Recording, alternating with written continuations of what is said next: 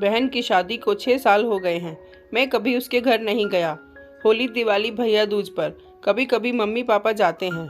मेरी बीवी एक दिन मुझसे कहने लगी, आपकी बहन जब भी आती है उसके बच्चे घर का हाल बिगाड़ कर रख देते हैं, खर्चा डबल हो जाता है। और तुम्हारी माँ हमसे छुप छुपा कर कभी उसको साबुन की पेटी देती है, कभी कपड़े, कभी सर्फ के डब्बे और कभी कभी तो चावल का थैला भर देती है। अपनी माँ को बोलो ये हमारा घर है, कोई खैरात सेंटर नहीं। मुझे बहुत गुस्सा आया। मैं मुश्किल से खर्च पूरा कर रहा हूँ और माँ सब कुछ बहन को दे देती है। बहन एक दिन घर आई हुई थी। उसके बेटे ने टीवी का रिमोट तोड़ दिया। मैं माँ से गुस्से से कह रहा था, माँ बहन को बोलो कि यहाँ भैया दूज पर आया करे बस, और ये जो साबुन, सर्फ और चावल का थैला भर कर देती हैं ना, वो सब बंद करो। माँ चुप रही, लेकिन बहन ने मेरी सारी बातें सुन ली थी। बहन कुछ न बोली। 4 बज रहे थे। अपने बच्चों को तैयार किया और कहने लगी, भाई मुझे बस स्टॉप तक छोड़ आओ। मैंने झूठे मुंह कहा, रह लेती कुछ दिन और, लेकिन वो मुस्कुराई, नहीं भाई, बच्चों की छुट्टियां ख़त्म होने वाली हैं। फिर जब हम दोनों भाइयों में ज़मीन का बंटवारा हो रहा था तो मैंने साफ इनकार कर दिया। भाई मैं अपनी ज़मीन से बहन को हिस्सा नहीं दूंगा। बहन सामने बैठी थी, वो खामोश थी, कुछ ना बोली। माँ ने कहा, बेटी का भी हक होता है, लेकिन मैंने गाली देकर कहा, कुछ भी हो जाए मैं बहन को हिस्सा नहीं दूंगा।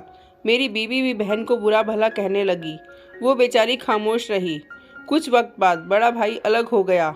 मेरे बड़े बेटे को टीबी हो गई। मेरे पास उसका इलाज करवाने के पैसे नहीं थे। मैं बहुत परेशान था। 1 लाख रुपया कर्ज भी ले लिया था। मैं बहुत परेशान था। कमरे में अकेला बैठा अपने हालात पर रो रहा था कि उस वक्त बड़ी बहन घर आ गई। मैंने गुस्से से बोला, अब ये मनहूस आ गई। मैंने बीवी को कहा, कुछ तैयार करो बहन के लिए। तो बीवी मेरे पास आ गई और बोली, कोई ज़रूरत नहीं इसके लिए कुछ भी पकाने की। फिर करीब 1 घंटे बाद वो मेरे पास आई और बोली, भाई परेशान हो? बहन ने मेरे सर पर हाथ फेरा और कहा, बड़ी बहन हूँ तुम्हारी, अब देखो मुझसे भी बड़े लगते हो। फिर मेरे करीब हुई और अपने पर्स में से सोने के कंगन निकाले मेरे हाथ में रख दिए और आहिस्ता से बोली, पागल, तू ऐसे ही परेशान होता है, ये कंगन बेचकर अपना खर्चा कर, बेटे का इलाज करवा। शक्ल तो देख जरा, क्या हालत बना रखी है तुमने। मैं खामोश था, बहन की तरफ देखे जा रहा था। वो आहिस्ता से बोली, किसी को ना बताना इन कंगन के बारे में, तुमको मेरी कसम है। उसने मेरे माथे पे प्यार किया और 1000 रुपये मुझे दिए, जो कि 150 के नोट थे, शायद उसकी जमा पूंजी थी।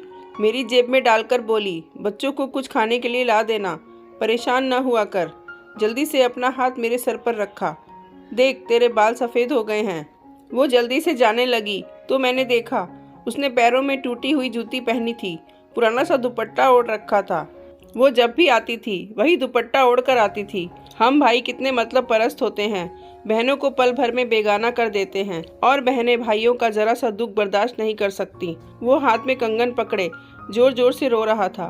उसके साथ मेरी आंखें भी नम थी। अपने घर में भगवान जाने कितने दुख सह रही होती हैं।